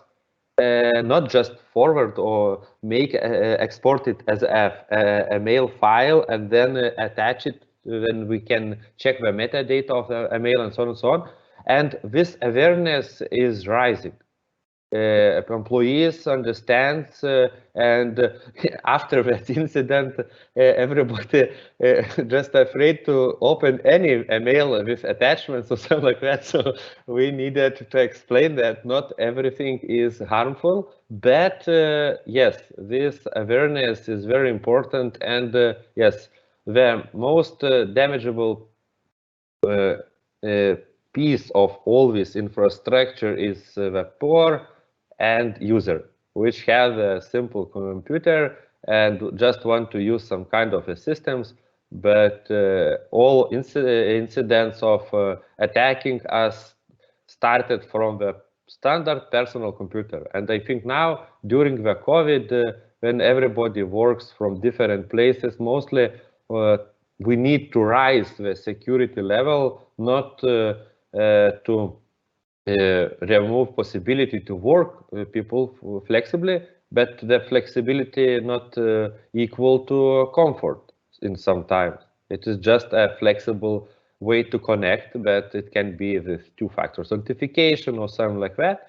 So yes, we need to explain. We're not pushing the changes without explanation for what we are doing that. Yes, we are explaining, talking with people, but we are finding arguments, and I'm happy that everybody understands that. Yeah, actually, you already almost answered to my next question as well. Yeah, I wanted to ask about this COVID period and then working at home. Actually, it kind of adds another dimension. Actually, in our case, usually that our home networks, they are not so much at the first place. They're not so much controlled by us, and it gives some vulnerabilities in that sense. So, but yeah, there's definitely ways.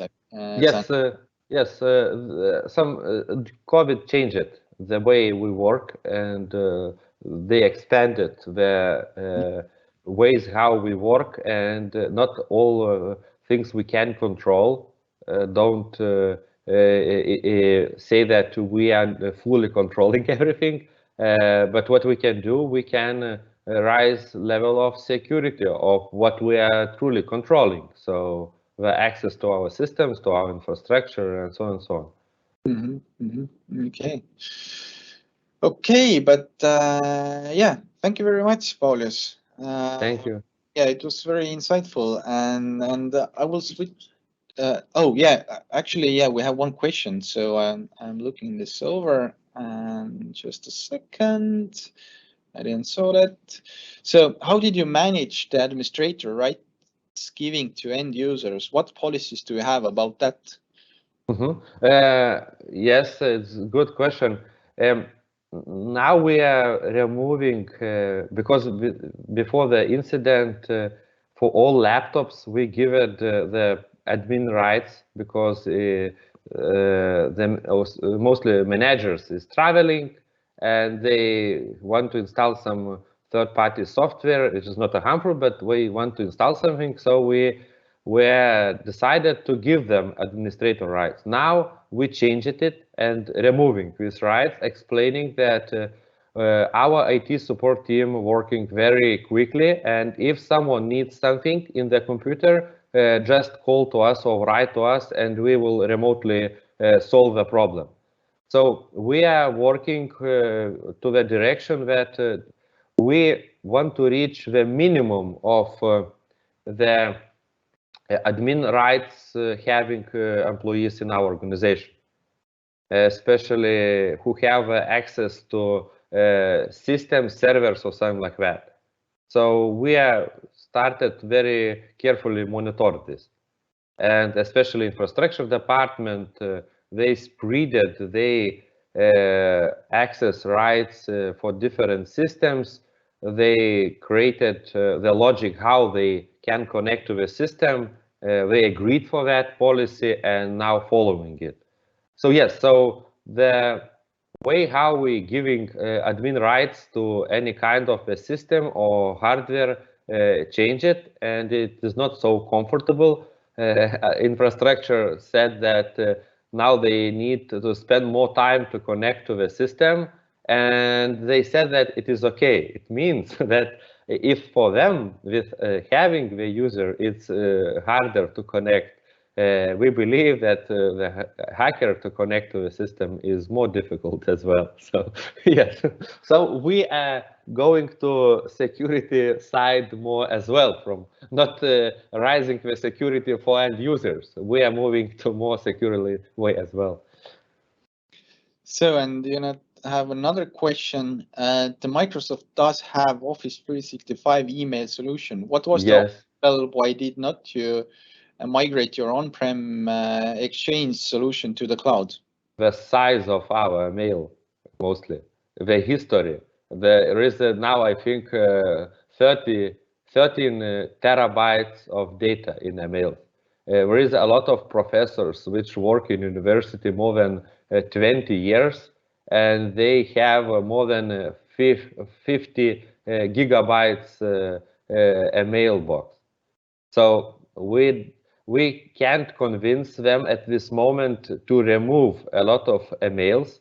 The Exchange solution is working on that. We are approximately calculating that to migrate to Office 365, we need about 1 year, because all these big mailbox must be transferred manually in most cases, because we have the experience from migrating from one Exchange version to another.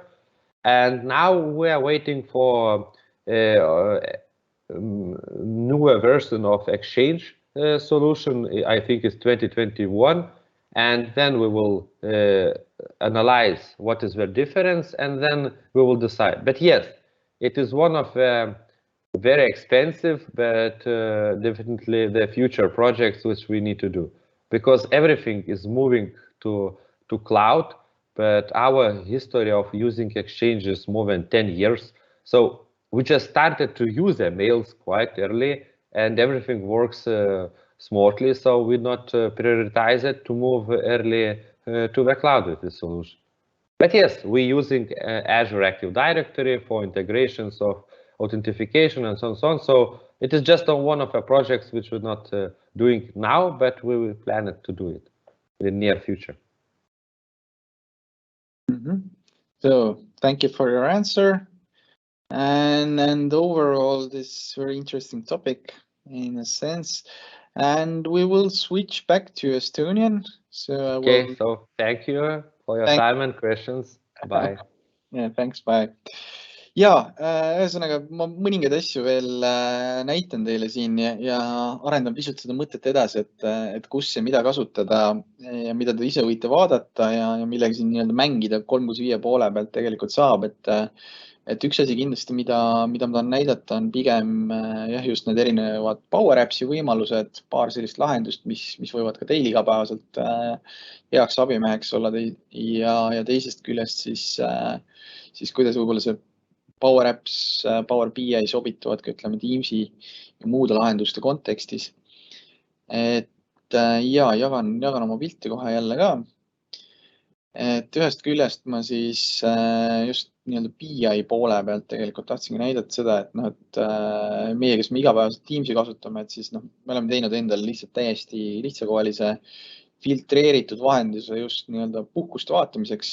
Siia me oleme siis selle teinud ka endal Teamsis nähtavaks kasutajatele just selles mõttes, et kui on planeerimise hetk või mingisugune nii-öelda äraolekud kontorist, et siis tegelikult siit kontekstist me leiame selle informatsiooni ülesse ja see on lihtsalt nii-öelda lingitud, eks ju, et siin on nagu mingisugust väga suurt loogikat ei ole üles ehitatud. Lisaks jah, et Power BI puhul siis tegelikult on ka see, et kui me kasutame näiteks, hakkame üles ehitama mingisugust seda Power Appsi funktsionaalsust, et siis ühest küljest on see, et me saame Power Appsi endasse teha mingisugused erinevad kalkulatsioonid ja siia esile tuua mingid tabelid, siis tegelikult on puhas selline nii-öelda Power BI embedimise võimalus on ka olemas.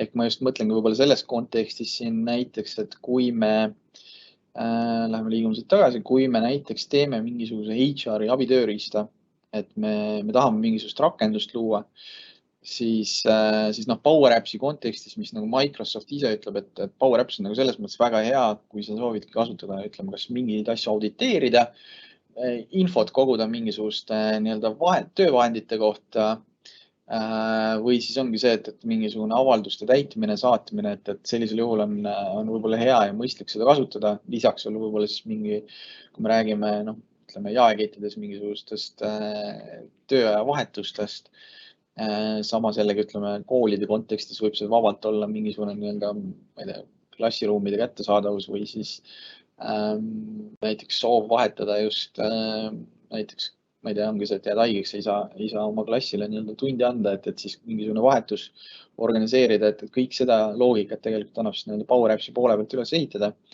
Ja sellises kontekstis siin võib täiesti vabalt olla siis see, et me lisamegi selle BI raporti ka sinna juurde, eks, et see BI raportis võib kajastuda näiteks mingisugune tööaja kalender, aga samas siis läbi selle äpi me saame teha selle, et me saame sealt siis taodelda seda, et ma tahan näiteks kellegiga oma seda klassiruumi või siis oma klassi aega vahetada.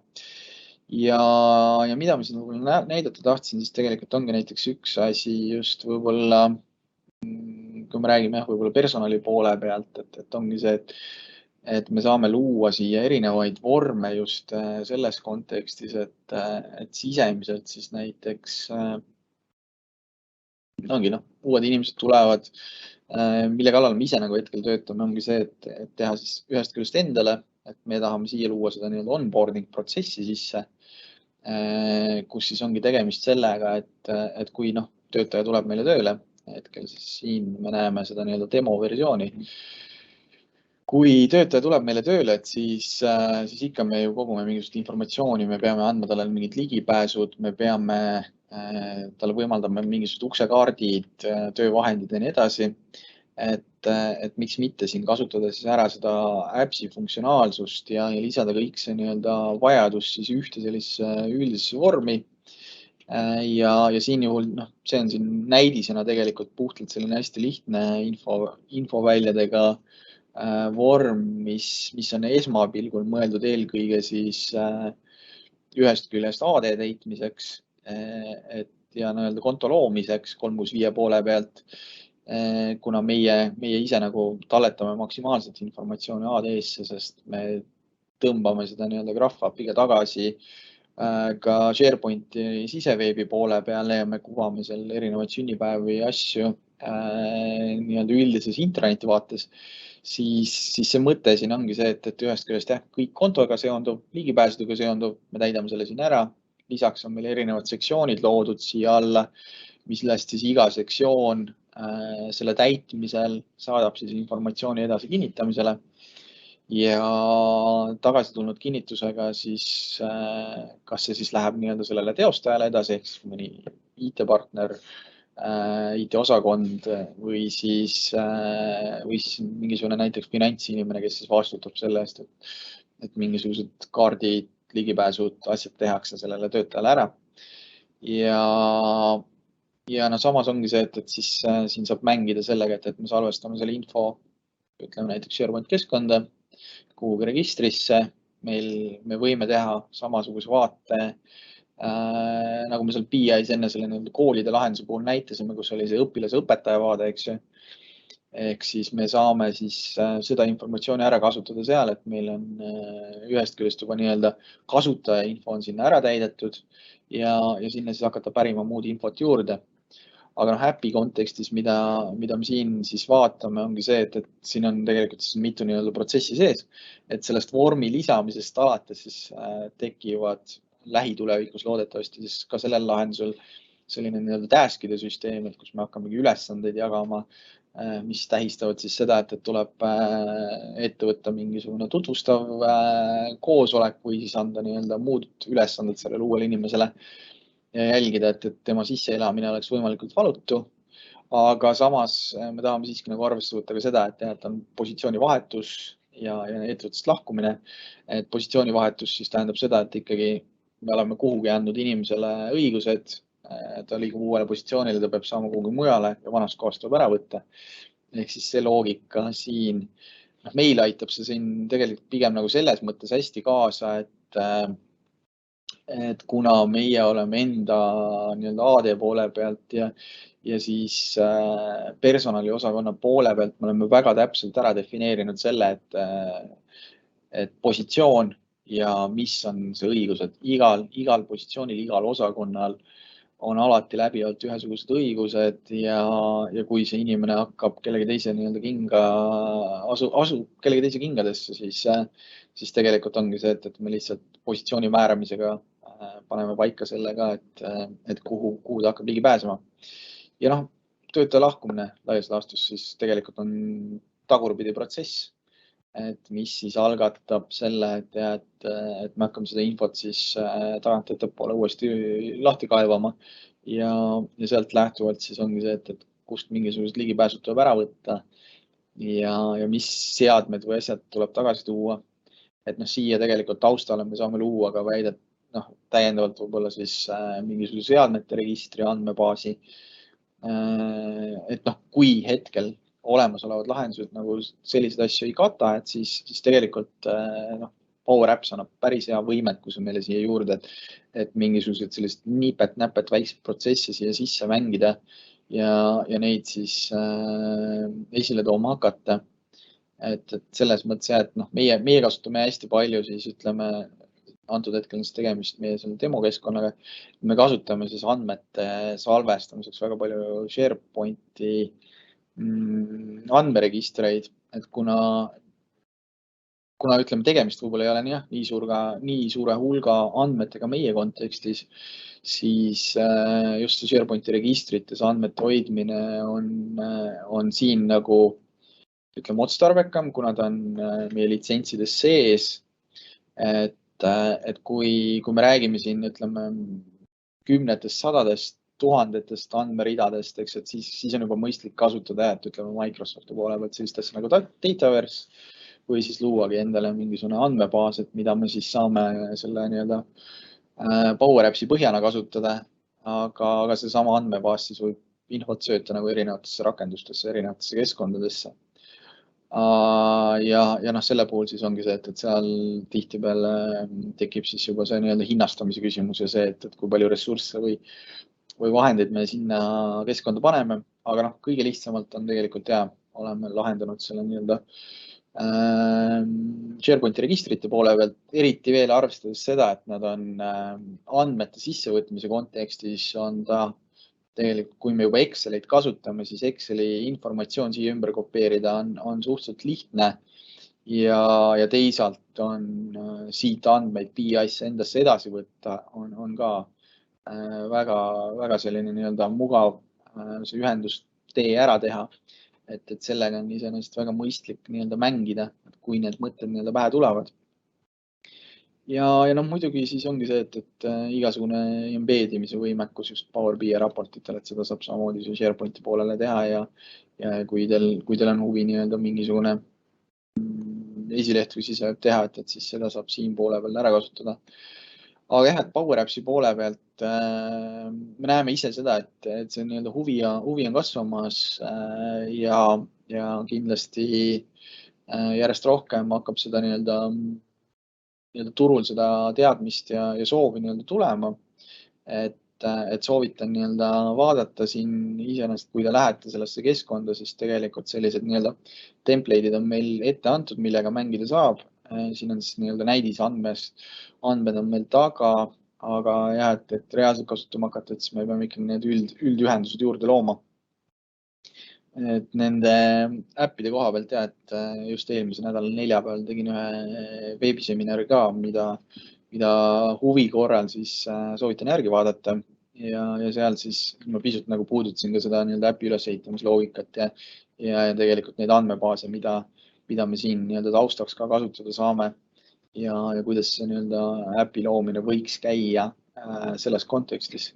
Ja kindlasti, mis nagu see Microsofti poole pealt on nii-öelda signaalina tulnud, on see, et nende jaoks on AI külg on ka see, mida nad siin lähiaastatel järjest rohkem hakkavad suruma ja erinevad sellised botid, millega tahetakse mängida, et siis siin saab seda nagu väga hästi ja mugavalt ära kasutada. Vahepeal korra piilun, et ega mingeid küsimusi ei ole. Ja jah, ühest küljest ongi see, et tõesti, et soovitan kasutada, et samamoodi võib ka olla, et kui mainisin seda, et me kasutame seda mingisuguseks andmete kogumiseks, siis nagu me siin näeme, see on mingisugune asset, tegelikult see model driven, see on rohkem nii-öelda dynamicsi poole peale, aga kui me kasutame seda mingisuguseks, ütleme jah, nii-öelda riistvara jälgimiseks, siin on tegelikult inventory management, mis on küll nii-öelda jaekaubanduse jaoks mõeldud, aga kui seda loogikat kasutada, siis täiesti vabalt võib olla siin see, et siit me tellime, täidame, jälgime seda, et see varustus on meil nii-öelda siia sisse pandud, eks ju. Aga ühe nii-öelda selle vaatena võib meil olla siis BI dashboard, mis siis toob kõik selle kogutud informatsiooni esile, et me ei peaks hüppama ka väga paljude erinevate akende vahel ja sellega nii-öelda mängima hakkama. Ja kindlasti jah, soovitan seda poolt ka siin nii-öelda, kui Teamsi kasutate, et Teamsi puhul ongi see, et kõik sellised rakendused me saame ikkagi tuua siis nii-öelda Teamsi ka esile, et me siis registreerime need nii-öelda äpiks ära ja me hakkame seda kasutama üldse Teamsis, et see on hästi lihtsakoeline selline kontakti äpp meil. Et siin nagu näete, laadimisega pisut küll võtab aega, aga jah, et lihtsalt jällegi see, et tegelikult me siin pärime puhtalt seda informatsiooni, mis tuleb AD poole pealt, mis meil on ära täidetud ja läbi selle siis olenevalt siis asutuse suurusest, eks ju, teinekord see on nii-öelda abimeheks juurde. Ja kindlasti, eks ju, jällegi kui Power Appsist üldse rääkida, et siis soovitan vaadata ka Teamsi poole pealt. Teamsi poole peal siis ongi see, et siin on võimalik kasutada andmebaasina sellist asja nagu Dataverse for Teams, mis siis võimaldab meil rohkemaid nii-öelda andmeridu kuvada ja kasutada. Ja seal on ka seda, et lähtuvalt siis sellest teie litsentside arvust, et te saate mingisuguse nii-öelda tasuta ressursi baasi siia endale ka, et mida te võite kasutada. Aga et siit samamoodi see nii-öelda ehitamine käib üle. Et miks muidugi selle Dataverse of Teamsi puhul siis tulebki nii-öelda tähele panna seda, et siis nagu sellisel juhul see äppide väljajagamine käibki pigem siis nende nii-öelda gruppide ja meeskondade põhiselt, mida te siin kasutate ja siis selle meeskonna liikmed saavad seda ise ära kasutada, et juhul kui ei ole nagu nii-öelda inimestel litsentsi küljes, et siis Teamsis nad saavad nendele äppidele endile ligi. Kui on litsents küljes, siis nii Teamsis kui ka Power Appsi enda keskkonnas, kui see on välja jagatud, saab seda kasutada.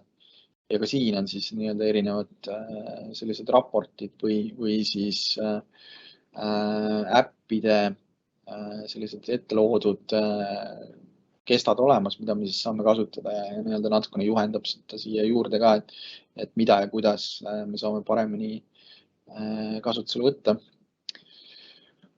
Aga selles mõttes jah, et ma arvan, et ma hetkel tegelikult iseenesest tõmbaksingi siin praegusel hetkel joone alla, et teemasid on päris palju olnud. Me oleme peaaegu täistunni juures siin väljas, pisut aega üle, et kui siin nii-öelda täiendavalt hetkel küsimusi ei ole, et siis alati võib meile kirjutada ja nii-öelda joonistada.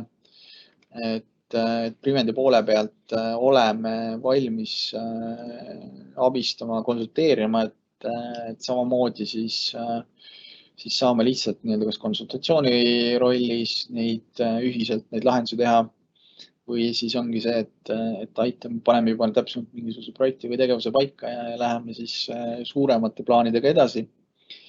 Ja kindlasti jah, et soovitan ka meie erinevaid veebiseminare vaadata, et üritame ikkagi võtta kõike, mis nii-öelda Microsofti poole pealt pakutakse, üritame fookuses hoida, jagame enda nippe ja trikke, mida me oleme kuskilt õppinud ja kõige selle kohta leiab meie koduleheküljelt informatsiooni või siis kui te jälgite meie nii-öelda Facebooki lehte või üldse sotsiaalmeediakanaleid, et siis üldjuhul sinna tuleb ka info üles ja samamoodi siis tegelikult meie nii-öelda kuukiri või infokiri, mida me välja saadame, et seal on üldjuhul ka tutvustus olemas, et mis teemad, et on, need on seinast seina, et alates, jah, nagu ma ütlesin, power appsidest kuni BI ja suuri turvalisuse, jah, see on kõik, kes meil nii-öelda majas mingisugust